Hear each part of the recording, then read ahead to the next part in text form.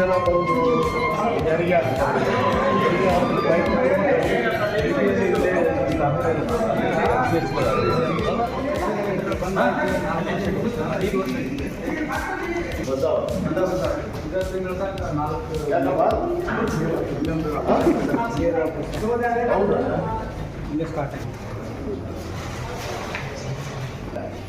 ಅದು ಒಂದು ಐತಿ ಈಗ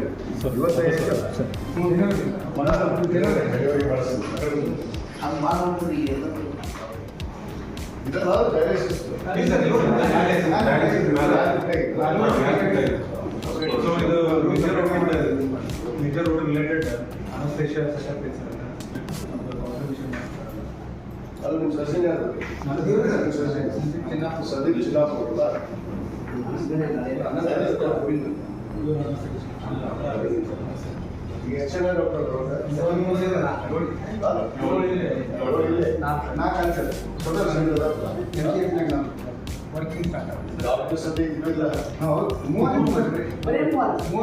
ಉದ್ಘಾಟನಾ ಸಮಾರಂಭದ ಯಾವತ್ತು ಉದ್ಘಾಟಕರಾಗಿ ಹಾಗೂ ಸಭೆಯ ಅಧ್ಯಕ್ಷತೆಯನ್ನು ವಹಿಸಿರ್ತಕ್ಕಂಥ ನಿಮ್ಮೆಲ್ಲರ ನೆಚ್ಚಿನ ಹುಣಗೂರು ಮತಕ್ಷೇತ್ರದ ಜನಪ್ರಿಯ ಶಾಸಕರು ಹಾಗೂ ಮಾನ್ಯ ಅಧ್ಯಕ್ಷರು ಕರ್ನಾಟಕ ವೀರಶೈವ ಲಿಂಗಾಯತ ಅಭಿವೃದ್ಧಿ ನಿಗಮ ಬೆಂಗಳೂರು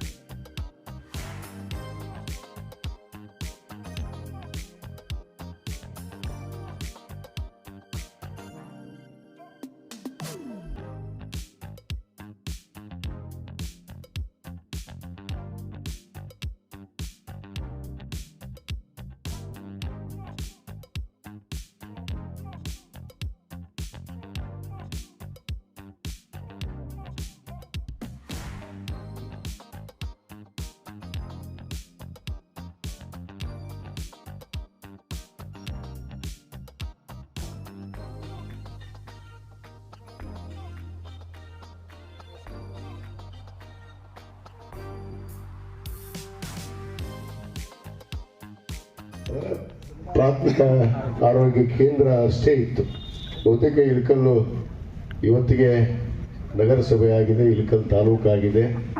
ಇಳಕಲ್ಲು ದೊಡ್ಡದಾಗಿ ಹೆಮ್ಮರವಾಗಿ ಬೆಳೆದಿದೆ. ಸುಮಾರು 1 ಲಕ್ಷಕ್ಕೂ ಹೆಚ್ಚು ಜನ ಇರುವಂಥ ಒಂದು ನಗರ ಪ್ರದೇಶ ಆಗಿದೆ. ಈ ಒಂದು ಜನಸಂಖ್ಯೆ ಆಧಾರದ ಮೇಲೆ ಇವತ್ತು ಆಸ್ಪತ್ರೆಗಳು ಕೂಡ ಉನ್ನತೀಕರಣ ಆಗಬೇಕು ಮತ್ತು ಮೂಲಭೂತ ಸೌಕರ್ಯಗಳು ಕೂಡ ಕೊಡಬೇಕು. ಇದು ಸರ್ಕಾರದ ಒಂದು ಆದ್ಯ ಕರ್ತವ್ಯ.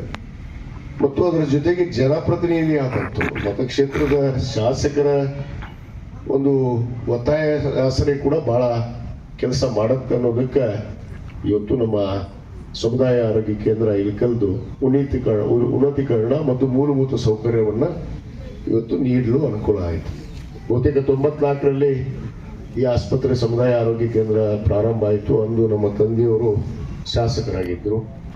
ಅವತ್ತು ಸರ್ಕಾರದಿಂದ ಇದನ್ನು ಮಂಜೂರಾತಿ ಮಾಡಿಸಿ ಇಲ್ಲಿ ಒಂದು ಕಟ್ಟಡ ಆಯಿತು. ಸುಮಾರು 20 ತಾಸಿಗೆ ಅಲ್ಲ 30 ತಾಸು 50 ಬೆಡ್ ಆಸ್ಪತ್ರೆ ಪ್ರಾರಂಭ ಆಯಿತು. ತದನಂತರ ಇಲ್ಲಿವರೆಗೂ ಬಹುತೇಕ ನಾನು ಕೂಡ 2013ರಿಂದ 18ರಲ್ಲಿ ಶಾಸಕರಾಗಿದ್ದೆ. ಇವತ್ತು ಆವತ್ತಿನ ಜನಸಂಖ್ಯೆ ಆಧಾರದ ಮೇಲೆ ಇದನ್ನ ಅಭಿವೃದ್ಧಿ ಪಡಿಸಬೇಕು ಅಂತ ಹೇಳಿ ಅನೇಕ ಒತ್ತಾಸರ ಇತ್ತು. ಬಹುತೇಕ ಕೆಲವಷ್ಟು ಬದಲಾವಣೆಗಳನ್ನು ನಾವು ತಂದಿದ್ವಿ ಅವತ್ತು ಕೂಡ.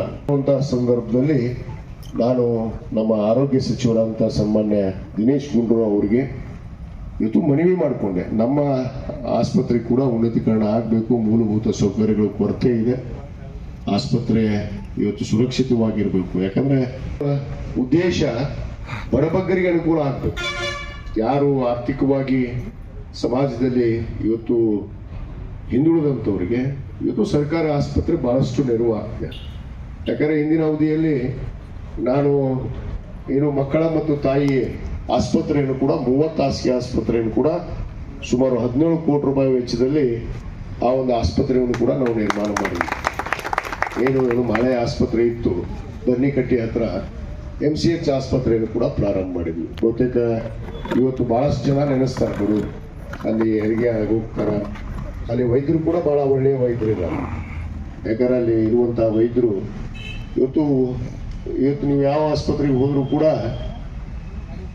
ಪ್ರೈವೇಟ್ ಹಾಸ್ಪಿಟ್ಲಿಗೆ ಹೋಗ್ತಾರೆ. ನಮ್ಮ ಜನ ಕೇಳ್ತಿರ್ತೀನಿ, ನನ್ನ ಹತ್ರ ಬಂದಿರ್ತಾರೆ, ಬಿಲ್ ಕಡಿಮೆ ಮಾಡಿಸ್ರಿ. ನಮ್ಮ ಮಾಂತೇಶ್ ಶೆಟ್ಟಿಯವರ ಆಸ್ಪತ್ರೆಗೆ ಹೋಗಿರ್ತಾರೆ, ಅನೇಕ ಆಸ್ಪತ್ರೆಗೆ ಹೋಗ್ತಾರೆ. ಯಾಕಂದ್ರೆ ಅಲ್ಲಿ ಹೋದ ತಕ್ಷಣ ಅವರು ಅಲ್ಲಿ ವ್ಯವಸ್ಥೆ ಅವ್ರದ್ದು, ನಾವು ಅವ್ರಿಗೇನು ಅನ್ನಕ್ಕಾಗೋದಿಲ್ಲ, ಅವರ ವ್ಯವಸ್ಥೆ ಅವ್ರದ್ದು. ಇಲ್ಲಿ ಸರ್ಕಾರ ಇಷ್ಟೆಲ್ಲ ಸವಲತ್ತನ್ನು ಮಾಡಿ ಕೊಟ್ಟರು ಕೂಡ ನೀವು ಯಾಕಪ್ಪ ಹೋಗ್ತೀರಿ? ಸರ್ಕಾರದ ಸವಲತ್ತು ಮಾಡುವಂಥದ್ದು ಉದ್ದೇಶ ಏನು? ಇವತ್ತು ಆಸ್ಪತ್ರೆಯನ್ನು ಉನ್ನತೀಕರಣ ಮಾಡೋದು, ಮೂಲಭೂತ ಸೌಕರ್ಯವನ್ನು ಕೊಡೋದು, MCH ತಾಯಿ ಮತ್ತು ಮಕ್ಕಳ ಆಸ್ಪತ್ರೆಯನ್ನು ಪ್ರಾರಂಭ ಮಾಡಿ ಇವತ್ತು ಕಳೆದ ಅವಧಿಯಲ್ಲೇ ನಾನು ಪ್ರಾರಂಭ ಮಾಡಿದೆ. 2017ರಲ್ಲೇ ಆಸ್ಪತ್ರೆಯನ್ನು ನಾನು ಉದ್ಘಾಟನೆಗೊಳಿಸಿ ಇವತ್ತು ಜನರಿಗೆ ಅನುಕೂಲ ಆಗುವ ನಿಟ್ಟಿನಲ್ಲಿ. ಮತ್ತು ಈ ಆಸ್ಪತ್ರೆ ಕೂಡ ಯಾಕಂದ್ರೆ 1 ಲಕ್ಷಕ್ಕೂ ಹೆಚ್ಚು ಜನಸಂಖ್ಯೆ ಇರುವಂತಹ ಇಳಕಲ್ ನಗರ ಇವತ್ತು ನಮ್ಮ ಆಸ್ಪತ್ರೆ ಸಮುದಾಯ ಆರೋಗ್ಯ ಕೇಂದ್ರ ಅಷ್ಟೇ ಇತ್ತು. ಇದನ್ನು ಉನ್ನತೀಕರಣ ಮಾಡ್ಬೇಕಲ್ಲ. ಇವತ್ತು ಮನೆ ತಾನೇ ನಾನು ಮತ್ತೆ ದಿನೇಶ್ ಗುಂಡೂರಾವ್ ಅವರಿಗೆ ಹೇಳಿದೆ, ನಮ್ಮ ಇಳಕಲ್ ತಾಲೂಕಾಗಿದೆ, ತಾಲೂಕಾ ಮಟ್ಟ ಆಸ್ಪತ್ರೆ ಆಗ್ಬೇಕು. ಅಂದಾಗ ಆ ತಾಲೂಕದಲ್ಲಿ ಇರುವಂತಹ ಜನಸಂಖ್ಯೆಗೆ ಅನುಕೂಲ ಆಗತ್ತೆ ಅನ್ನೊಂದು ಒತ್ತಾಯಿಸಿದ ಮೇಲೆ ಮಾನ್ಯ ದಿನೇಶ್ ಗುಂಡೂರಾವ್ ಅವರು ಇವತ್ತು ನಮ್ಮ ಇಳಕಲ್ ಆಸ್ಪತ್ರೆಯನ್ನ ಇವತ್ತು ಮತ್ತೆ 20 ಬೆಡ್ಡಿನ ಒಂದು ಆಸ್ಪತ್ರೆಗೆ ಇವತ್ತು ಮಂಜೂರಾತಿಯನ್ನು ಕೊಟ್ಟಿದ್ದಾರೆ. ಸುಮಾರು 5,75 ಲಕ್ಷ ರೂಪಾಯಿ ಈಗಾಗಲೇ ಅನುದಾನ ಬಿಡುಗಡೆಯಾಗಿದೆ, ಟೆಂಡರ್ ಆಗಿದೆ. ಅದನ್ನು ಕೂಡ ಕೆಲವೇ ದಿನಗಳಲ್ಲಿ ನಾನು ಭೂಮಿ ಪೂಜೆಯನ್ನು ಮಾಡಿ ಇವತ್ತು ಪ್ರಾರಂಭ ಮಾಡ್ತೀನಿ ಅನ್ನೋ ಮಾತನ್ನು ಹೇಳ್ತೀನಿ. ಮತ್ತು ಈ ತಾಲೂಕಿನಲ್ಲಿ ಯಾವ್ಯಾವಾಗ ಆಸ್ಪತ್ರೆಗಳ ಅಭಿವೃದ್ಧಿ ಆಗಿದಾವೆ ಅನ್ನೋದನ್ನು ಸ್ವಲ್ಪ ಇತಿಹಾಸ ಹೇಳಕ್ ಕೊಟ್ಟಿನಿ ನಾನು. 94ರಲ್ಲಿ ನಮ್ಮ ತಾಯಿಯವರಿದ್ರು, ಸೆಮಿಸ್ಟರ್ ನಮ್ಮ ತಂದೆಯವರಿದ್ರು. 2001-2ರಲ್ಲಿ ಇಲ್ಲ 3-4 ಬಹುತೇಕ ಹುಡುಗಂದ ಆಸ್ಪತ್ರೆ 50 ಹಾಸಿಗೆ ಆಸ್ಪತ್ರೆ ಇತ್ತು. ಅದನ್ನು ಕೂಡ 100 ಹಾಸಿಗೆ ಆಸ್ಪತ್ರೆಯಾಗಿ ಉನ್ನತೀಕರಣ ಮಾಡಿದ್ದು ಕೂಡ ನಮ್ಮ ತಾಯಿಯವರ ಅವಧಿಯಲ್ಲಿ ಅನ್ನೋ ಮಾತನ್ನು ಹೇಳಕ್ಕೆ ಇಚ್ಛೆ ಪಡ್ತೀನಿ. ಯಾಕಂದ್ರೆ ಇವನ ಇತಿಹಾಸ ಗೊತ್ತಿರೋದಿಲ್ಲ, ಬಹಳಷ್ಟು ಜನಕ್ಕೆ ಹೇಳಲೇಬೇಕಾಗತ್ತೆ. ಯಾಕಂದ್ರೆ ಜನ ಹಂಗೆ ಮಾತಾಡ್ತಿರ್ತಾರೆ, ಏನು ಅಭಿವೃದ್ಧಿ ಅನ್ನೋದೇ ಗೊತ್ತಿಲ್ಲ ಅವ್ರಿಗೆ. ಮಾತಾಡ್ತಿರ್ತಾರೆ ಒಂದಿಷ್ಟು ಮಂದಿ, ಅಭಿವೃದ್ಧಿ ಅಂದ್ರೆ ಗೊತ್ತಿಲ್ಲ ಅವ್ರಿಗೆ. ಇವತ್ತು 5 ಕೋಟಿನ 75 ಲಕ್ಷ ರೂಪಾಯಿ ಮಂಜೂರಾತಿ ಮಾಡ್ತೀನಿ. ಇನ್ನು ಹಿಂದಿನ ಸರ್ಕಾರದಲ್ಲಿ ಯಾಕೆ ಮಾಡ್ಕೊಂಬರಕ್ಕಾಗಲಿಲ್ಲ ಅವರಿಗೆ?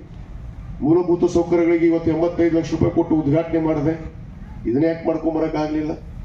ಇವತ್ತು ಹುಣಗುಂದ ಮತಕ್ಷೇತ್ರಕ್ಕೆ ಮತ್ತೆ ಇವತ್ತು ನಾವು ಹುಣಗುಂದ ನಗರಕ್ಕೆ ಬಹುತೇಕ ಅದು ಮಂಜೂರಾತಿ ಆಗುವಂತ ಹಂತದಲ್ಲಿ ಇದ್ದಿದ್ದಿಲ್ಲ. ಯಾಕಂದ್ರೆ 100 ಹಾಸಿಗೆ ಆಸ್ಪತ್ರೆ ಐತಿ ನಿಮ್ಮ ಹತ್ರ ಆಲ್ರೆಡಿ. ಒಂದು ತಾಲೂಕಕ್ಕೆ ಒಂದು 100 ಹಾಸಿಗೆ ಆಸ್ಪತ್ರೆ ಅಂದ್ರೆ ದೊಡ್ಡದು. ನಾನು ಮತ್ತೆ ಅದಲ್ಲದೆ ಮಾನ್ಯ ದಿನೇಶ್ ಗುಂಡೂರಾವ್ ಅವರಿಗೆ ಒತ್ತಾಯ ಮಾಡಿ ಕ್ಯಾಬಿನೆಟ್ನಲ್ಲಿ ಇಡಿಸಿ ಮುಖ್ಯಮಂತ್ರಿಗೆ ವಿನಂತಿ ಮಾಡಿಕೊಂಡು ಇವತ್ತು ಆ NHM MD ನಮ್ದು ರಿಜೆಕ್ಟ್ ಮಾಡಿದ್ರು.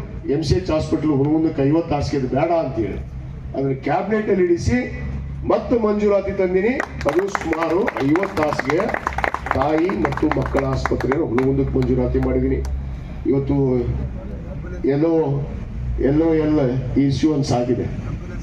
2 ಆಂಬ್ಯುಲೆನ್ಸ್ ಅಂತಂದಿದ್ದೀವಿ ಇಳಕಲ್ಲಿಗೆ, ಹುಣಗುಂದಕ್ಕೆ. ಗುಡೂರಿಗೆ ಒಂದು ಕೊಟ್ಟಿವಲ್ಲ, ಗುಡೂರಿಗೆ ಒಂದು ಆಂಬ್ಯುಲೆನ್ಸ್ ಅನ್ನು ಕೊಟ್ಟಿದ್ದೀವಿ. 3 ಹೊಸ ಆಂಬ್ಯುಲೆನ್ಸ್ ನಮ್ಮ ಸರ್ಕಾರ ಬಂದ ಮೇಲೆ ಇದು 50 ಹಾಸಿಗೆ ಈ ಮಕ್ಕಳ ತಾಯಿ ಆಸ್ಪತ್ರೆ ಹುಣಗುಂದಕ್ಕೆ ಮಂಜೂರಾತಿ ಆಗಿದೆ, ಟೆಂಡರ್ ಆಗಿದೆ. ಅದನ್ನು ಕೂಡ ಈ ವಾರದಲ್ಲಿ ಭೂಮಿ ಪೂಜೆ ಮಾಡ್ತೀನಿ. ಹುಣಗುಂದಕ್ಕೆ ಡಯಾಲಿಸಿಸ್ ಮೆಷಿನ್ ಇರಲಿಲ್ಲ, ಡಯಾಲಿಸಿಸ್ ಮೆಷಿನ್ ತಂದು ಕೊಟ್ಟೆ. ಡ್ಯೂಟಿ ಕಾದಾರ್ ಮಂತ್ರಿ ಇದ್ರು ಹಿಂದಿನ ಸರ್ಕಾರದಲ್ಲಿ. ಮತ್ತು ಅಲ್ಲಿ ಬ್ಲಡ್ ಬ್ಯಾಂಕ್ ಇರಲಿಲ್ಲ. 5 ವರ್ಷ ಆಗಿತ್ತು ಬ್ಲಡ್ ಬ್ಯಾಂಕ್ ಬಂದಾಗಿ.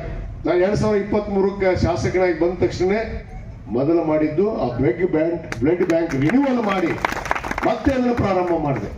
ಇಂಥ ಆಡಳಿತವನ್ನು ಕೊಟ್ಟರ ಹಿಂದೆ ಮತ್ತೆ ಮಾತಾಡ್ತಾರೆ ಅಭಿವೃದ್ಧಿ ಇಲ್ಲ, ಅದು ಇಲ್ಲ, ಇದು ಅಭಿವೃದ್ಧಿ ಅಲ್ಲ, ಇದು ಸಾರ್ವಜನಿಕರಿಗೆ ಉಪಯೋಗ ಆಗುವಂಥದ್ದಲ್ಲ, ಬಡಬಗ್ಗರಿಗೆ ಉಪಯೋಗ ಆಗುವಂಥದ್ದಲ್ಲ. ಅದನ್ನು ಮಾಡಿದಾಗ ಜನ ನೆನೆಸ್ತಾರೆ ನಿಮ್ಮನ್ನು. ಇವತ್ತು ಹಕ್ಕುಪತ್ರ ಕೊಟ್ಟಿದ್ದೀವಿ ಬಡವರಿಗೆ, ಇದು ಬಡವ್ರ ಕೆಲಸ ಅಲ್ಲ. ಮನೆ ಕಟ್ಟಕ್ಕೆ ಆದೇಶ ಪತ್ರ ಕೊಟ್ಟಿವಿ, ಇದು ಅಭಿವೃದ್ಧಿ ಕೆಲಸ ಅಲ್ಲ. ಕ್ರೀಡಾಂಗಣ ಮಾಡ್ತಾ ಇದ್ದೀವಿ, ಇದು ಅಭಿವೃದ್ಧಿ ಕೆಲಸ ಅಲ್ಲ. ಇಳಕಲ್ ಕೆರೆಯನ್ನು ಮಾಡ್ತಾ ಇದ್ದೀವಿ, ಅದು ಅಭಿವೃದ್ಧಿ ಕೆಲಸ ಅಲ್ಲ. ಈಜುಗೊಳ್ಳ ಮಾಡ್ತಾ ಇದ್ದೀವಿ ಮಕ್ಕಳಿಗೆ, ಅದು ಅಭಿವೃದ್ಧಿ ಕೆಲಸ ಅಲ್ಲ. ಇಳಕಲ್ಲಿಗೆ ಸಂಪರ್ಕ ಅಲಂಪುರಪೇಟೆಯಿಂದ ನಗರಕ್ಕೆ ಸೇತುವೆ ಮಾಡ್ತಾ ಇದೀವಿ. ಇದು ಅಭಿವೃದ್ಧಿ ಕೆಲಸ ಅಲ್ಲ? ಏನೇನು ಅಭಿವೃದ್ಧಿ ಕೆಲಸಗಳು ನಡೆದವು ಸ್ವಲ್ಪ ನೋಡ್ಕೊಂಬರ್ಬೇಕು. ಅವ್ರು ಕರ್ಕೊಂಡು ಹೋಗ್ರಿ ದಯವಿಟ್ಟು ಮಾಧ್ಯಮದವ್ರು. ಅವ್ರು ಯಾರೋ ಭಾಳ ಆತ್ಮದಾರಂತ ಒಬ್ರು ಮಾಧ್ಯಮದವರು ನಿನ್ನೆ ಹೇಳ್ಯಾರ. ಅವ್ರು ಕರ್ಕೊಂಡು ಆ ಮಾಧ್ಯಮದವ್ರು ಸ್ವಲ್ಪ ತೋರಿಸಿ ಅಭಿವೃದ್ಧಿ ಏನು. ಆಸ್ಪತ್ರೆ ಬಂದು ಭೇಟಿ ಕೊಡು ಅಂತೇಳಿ ಒಂದ್ ದಿವಸ ಆಸ್ಪತ್ರೆ ಭೇಟಿ ಕೊಟ್ಟಾರ ಇವರು. ಕೊಡ್ಬಾರ್ದಂತ ಏನಿಲ್ಲಲ್ಲ, ಜನಪ್ರತಿನಿಧಿ ಅನಿಸ್ಕೊಂಡ್ರಲ್ಲ, ಮಾಜಿ ಆಗ್ಲಿ ಹಾಲಿ ಆಗ್ಲಿ, ಜನಕ್ಕೆ ಜನ ನೋಡ್ಬೇಕಂದ್ರೆ ಜನಕ್ಕೆ ಹೋಗ್ಬೇಕಲ್ಲ. ಜನರ ಮಧ್ಯೆ ಹೋದ್ರೆ ಗೊತ್ತಾಗೋ ಜನರ ಸಮಸ್ಯೆ. ಜನರ ಮಧ್ಯೆನೇ ಹೋಗೋದಿಲ್ಲ. ನಾಲ್ಕು ಗಾಡಿ ಕುಂದ್ರೋದು, ಎಲ್ಲೋ ಒಂದು ಹುಟ್ಟದಪ್ಪ ಬ್ಯಾನರ್ ಹಾಕೊಳ್ಳೋದು, ಅಲ್ಲಿ ಹೋಗಿ ಭಾಷಣ ಹೊಡೆಯೋದು. ಮೊದ್ಲಕ್ಕೆ ಗೋನ ನಿಂತಿಲ್ಲ, ಕೈನೂ ನಿಂತಿಲ್ಲ, ಮತ್ ಮಾತಾಡೋದು. ಅಭಿವೃದ್ಧಿ ಏನು? ಅಭಿವೃದ್ಧಿ ಎಲ್ಲಿ ಆಗೈತಿ? ಏನ್ ಮಾಡ್ಯಾರ? ಏನ್ ಮಾಡ್ತಾ ಇದ್ದೀವಿ? ಇದು ಅಭಿವೃದ್ಧಿ ಅಲ್ಲ. ಇವತ್ತು ಪಂಚ ಗ್ಯಾರಂಟಿ ಕೊಟ್ಟಿದ್ದೀವಿ, ಗ್ಯಾರಂಟಿ ಕೊಟ್ಟಿಲ್ಲ ನಾವು. ಇದು ಅಭಿವೃದ್ಧಿ ಅಲ್ಲ. ಒಂದು ಮತಕ್ಷೇತ್ರಕ್ಕೆ ಒಂದು ವರ್ಷಕ್ಕೆ 250 ಕೋಟಿ ರೂಪಾಯಿ ನೇರವಾಗಿ ಜನರ ಅಕೌಂಟ್ಗೆ ಹೋಗುತ್ತೆ. ನೇರವಾಗಿ 318 ಕೋಟಿ. ನೋಡ್ರಿ, ನಮ್ಮ ಅನುಷ್ಠಾನ ಸಮಿತಿ ಅಧ್ಯಕ್ಷರು ಅಲ್ಲಿ ಕೂತಾರ, ಬರ್ರಿ ಮೇಲೆ. ನಮ್ಮ ಪಂಚ ಗ್ಯಾರಂಟಿ ಅನುಷ್ಠಾನ ಸಮಿತಿ ಅಧ್ಯಕ್ಷರು ಮಹಾಂತೇಶ್ ಅವರು 318 ಕೋಟಿ. ಔಷಧ ಇಲ್ಲ ಅನ್ನೋದು ಏನು ಒಂದು ಬಾಗಲಕೋಟೆಗೆ ಹೋಗ್ಬೇಕಾಗಿತ್ತು ಹಿಂದಿನಲ್ಲಿ. ನಾನು ಈಗಾಗಲೇ ನಮ್ಮ TH ಅವ್ರಿಗೆ ಹೇಳಿದ್ದೀನಿ. ನಾನು ಎಲ್ಲ ಆಸ್ಪತ್ರೆಯಲ್ಲಿ ನಿಮ್ಮ ಸ್ನೇಕ್ ಆಂಟಿವೆನಮ್ ಇರಬೇಕು ಅಂತ ಅನ್ನೋದನ್ನು ಸೂಚನೆ ಕೊಟ್ಟಿದ್ದೀನಿ. ಅದನ್ನ ಇವತ್ತು ಇಲ್ಲಿ ಕಡ್ಡಾಯವಾಗಿ ಇನ್ನು ಹಾವು ಕಚ್ಚಿದವರು ಕೂಡ ಔಷಧ ನಮ್ಮ ಇಳಕಲ್ ಆಸ್ಪತ್ರೆಯಲ್ಲಿ ಸಿಗುತ್ತೆ. ಅದಕ್ಕೆ ಸಾರ್ವಜನಿಕರು ಅಂತ ಪರಿಸ್ಥಿತಿ ಬಂದಲ್ಲಿ ತಾವು ಅನುಕೂಲ ಮಾಡ್ಕೋಬೇಕು ಅನ್ನೋ ಮಾತನ್ನು ಕೂಡ ಹೇಳಿ ಮತ್ತೊಮ್ಮೆ ಎಲ್ಲರಿಗೂ ವಂದಿಸಿ ನನ್ನ 2 ಮಾತನ್ನು ಮುಗಿಸ್ತೇನೆ. ಜೈ ಹಿಂದ್, ಜೈ ಕರ್ನಾಟಕ.